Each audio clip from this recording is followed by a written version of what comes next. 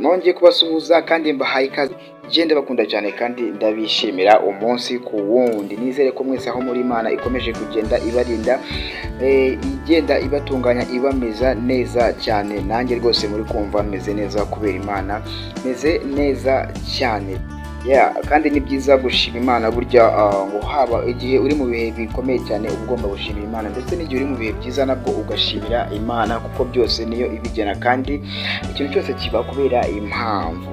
Rero uyu munsi ndigarukiye ngo tuganire ku nzozi abantu batari bake nabwo bajya bakunda kurota, kandi kurota ubona usengera umuntu. Izo nzozi nyine ziza mu buryo bugiye butandukanye, aribwo ngiye kuba nakunyuriramo, noneho nyuma dusobanure akantu ku kandi kugira ngo ubashe kuba wabimenya neza cyane. None se izi nzozi zo kurota usengera umuntu ujya wibaza icyo zisobanuye? Ese ni ubutumwa bw'Imana? Ese ni ibitekerezo by'umutima wawe? Ahubwo se wigeze kurota usengera umuntu utazi, ubona uri gusengera umuntu mutaziranye? Ikindi kandi, wigeze kurota ubona usengera umuntu muziranye cyangwa se umuntu w'inshuti yawe? Icyo ni ikindi nanone, wigeze kurota uri gusengera umuntu mwigeze kugiranaho ikibazo, nyine muri make umuntu nyine mwigeze kuba mutumvikanaho? Icyanyuma noneho cyose, wigeze kurota usengera umuntu urwaye cyangwa se umuntu ufite ibibazo?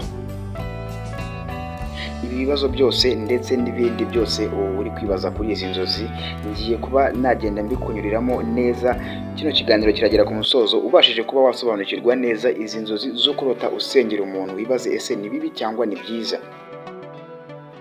Icyo nakubwira ni ugukanda subscribe ndetse ukaguma hano kuri ino channel yacu kugira ngo ubashe kuba wasobanukirwa neza izi nzozi zijyanye no kurota ubona usengera umuntu runaka. Njyewe ndi Aizo, umusobanuzi w'inzozi zanyu mu buryo bwimbitse kandi bwumvikana neza cyane. Kwibutsa ko iyi ngiyi ari Ghetto Talent TV, Dream Big Rise from the Ghetto. Iyi ni ya channel yanyu ibagezaho ibiganiro bitandukanye bivuga ku nzozi cyangwa se bisobanura inzozi zanyu mugenda murota umunsi ku wundi. Rero nimba warigeze kuba warota inzozi, kwifuza kumenya icyo zisobanuye, byaba byiza unyandikiye muri comment cyangwa se ukanyandikira kuri nimero yanjye ya WhatsApp, dore ko iba iri muri description, ahantu hose wahita uyibona. Reka dutangire tudatinze, dusesengure akantu ku kandi kwizi nzozi zo kurota usengera uwo muntu. Rero reka dusesengure bitewe n'ukuntu izi nzozi uba wagiye uzirota. Kurota usengera umuntu ukunda cyangwa se umuntu muziranye. Iyo urose usengera umuntu uzi cyangwa se umuntu muziranye nk'inshuti, umuryango cyangwa se umukunzi, ibi bishobora kuba byaba ikimenyetso cy'uko uba umwitayeho cyane. Ni inzozi zigaragaza impuhwe, urukundo cyangwa se impungenge ufitiye uwo muntu. Bibaho cyane igihe uwo muntu afite nk'ibibazo cyangwa se wumva agukeneye. Muri make uwo muntu nyine hari ukuntu ashobora kuba agukeneye muri iyo minsi. Aho hantu nizeye ko muri kugenda mukumva neza cyane. Reka noneho turebere hamwe kurota usengera umuntu utazi cyangwa se umuntu mutaziranye habe na gato.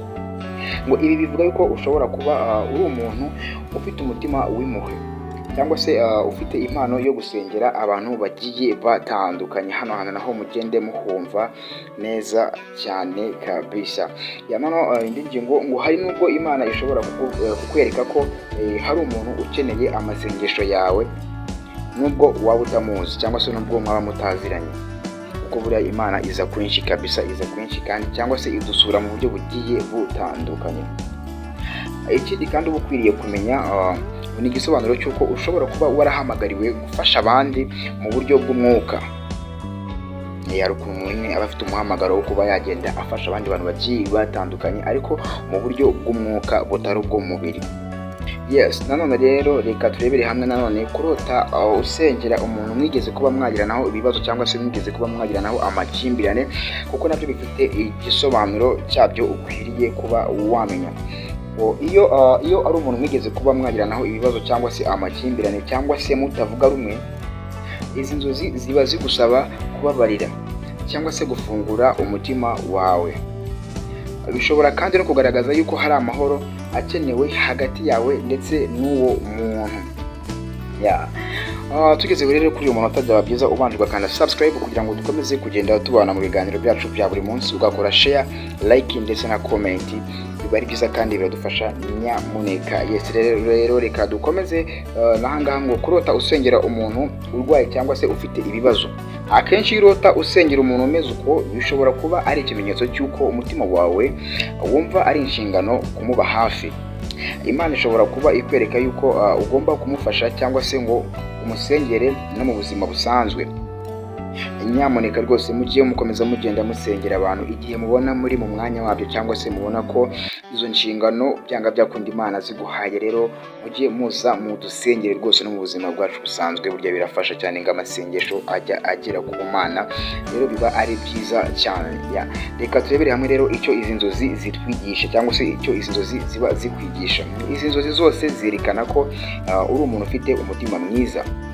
Ushobora no kuba uri mu rugendo rw'umwuka cyangwa se spiritual, ngo n'ubutumwa bwo kuba hafi y'abandi, kubafasha ndetse no gukomeza kuba umuntu utera abandi inkunga yo gusenga cyangwa se utera abandi inkunga yo kubageza ku Mana. Reka turebere hamwe akanama gato nahita mbahereza tukiri ahangaha ngo niba urose izi nzozi byaba byiza wisuzumye, kuko ushobora kuba ufite impano yo gusengera abandi bagiye batandukanye. Rero byagufasha cyane kabisa wisuzumye, ubundi ukagenda ukomeza kugenda ubasengera gake gake kabisa. Uku ni nako ndi kugenda ngana ku musozo. None se wigeze kurota usengera umuntu? Uwo muntu se wabonaga umuzi cyangwa ntabwo wari umuzi? Nimba rero warigeze kurota inzozi nk'izi ngizi cyangwa se n'izindi wifuza kumenya icyo zisobanuye, byaba byiza unyandikiye nkaba nagufasha cyane. Yes, rero niba bari kuba wakora subscribe, share ndetse na comment kugira ngo tujye tubana mu biganiro byacu bya buri munsi hano kuri Ghetto Talent TV. Reka duhure utaha, ndabakunda cyane. Yesu akomeze abandindire.